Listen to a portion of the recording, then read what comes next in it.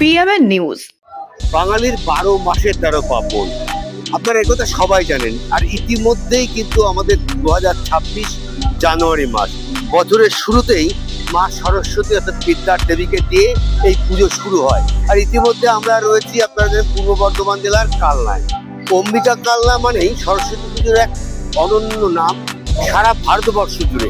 আমি ইতিমধ্যে এই পুজো কমিটির সদস্যদের পেয়ে গেছি। দাদা, আপনার নাম? আমার নাম প্রদীপ সাহা। দাদা, আপনার ক্লাবের যুগের দিক কত বছর ধরে? 59 বছর। এবছরের ভাবনায় কি ছিল? এই বছরের ভাবনা হয়েছে বাঁকুড়ার রাঙামাটির একটা থিম করেছি।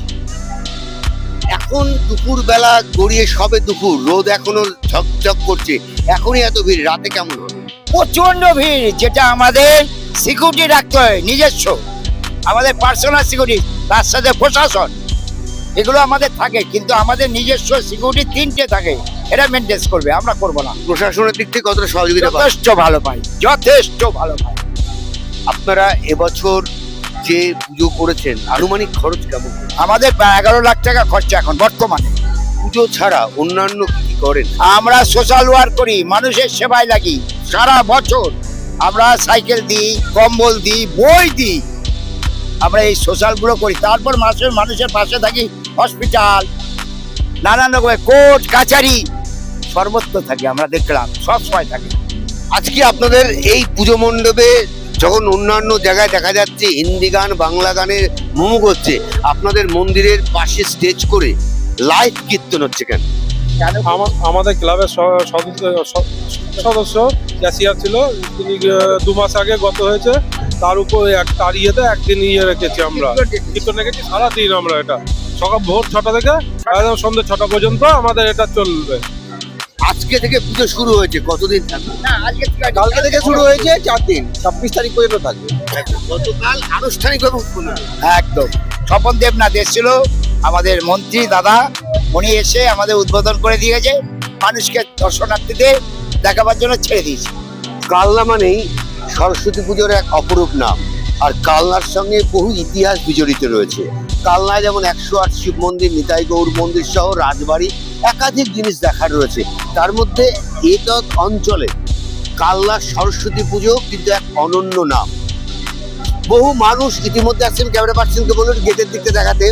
প্রচুর মানুষ বিভিন্ন প্রান্ত থেকে, বিভিন্ন জেলা থেকে কালনায় আসে, কালনা সরস্বতী ঠাকুর দেখে এবং আনন্দ উপভোগ করে।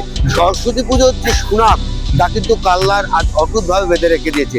তার সঙ্গে প্রশাসনের সহযোগিতার কথা বলা বাহুল্যই। আর প্রত্যেকটি কাজ যেন নিখুঁতভাবে শিল্পী তার এই কাজ করে রেখেছে।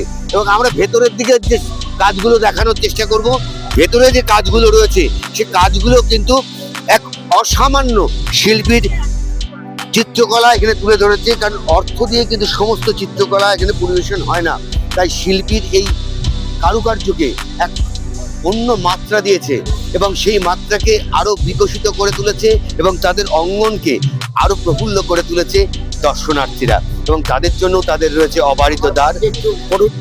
আমরা কি থিমটা করেছি দেখুন, আমাদের মাথার থেকে এসছে, সরস্বতী বিদ্যা দেয়, সেই জায়গা থেকে সরস্বতী বাচ্চাদের নিয়ে স্কুলে দিচ্ছে। এটা বড় আমাদের আনন্দের ব্যাপার। ক্লাব সদস্য তিনি বলছেন যে সরস্বতী শুধুমাত্র বিদ্যা দেয় এমন নয়, বর্তমান যে স্কুল ছুট ছেলেরা তাদের স্কুলমুখী করতে তাদের পরিকল্পনা, তাদের এবছরের ভাবনা, সেই ভাবনা থেকেই এবার মায়ের মূর্তি সরস্বতী বাচ্চাদের নিয়ে, বিভিন্ন রকম শ্রেণীর বাচ্চাদের, বিভিন্ন ধর্ম বর্ণের বাচ্চাদের নিয়ে স্কুল মুখে যাচ্ছে। আর তেমন অনেক প্রতিমা কালনা কিন্তু মুহুমুহু করছে। আপনাদের প্রত্যেককে যারা আমাদের টিভি চ্যানেল দেখেন তাদের প্রত্যেককে বলছি, তার আসুন, কালনায় থাকুন, কালনা দেখুন। আমরা পূর্ব বর্ধমান থেকে সুমন চট্টোপাধ্যায়ের সঙ্গে ক্যামেরায় রাজ্যের রিপোর্ট, পিএমএন। Thank you.